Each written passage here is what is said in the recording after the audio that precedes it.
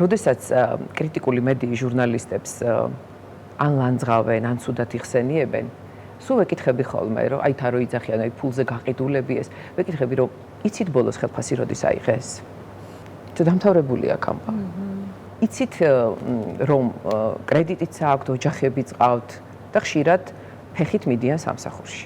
ხშირად ვერც მიდიან, იმიტომ რომ არ აქვთ ამის საშუალება. ვერც წარმოუდგენიათ. ვერ წარმოუდგენიათ, მათ იმდენად აქვთ ჩადებული ეს ყველაფერი, ვერ წარმოუდგენიათ.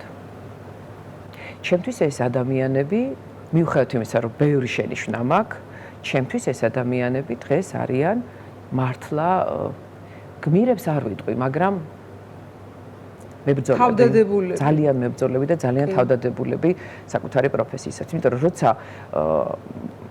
პინაზე მეორე მხარეს არაფერი არ დევს, არანაირი მატერიალური, ხო, არც ხელფასი, არც რაღაცა. ესე იგი, შენ რაღაც იდეისთვის იბრძვი.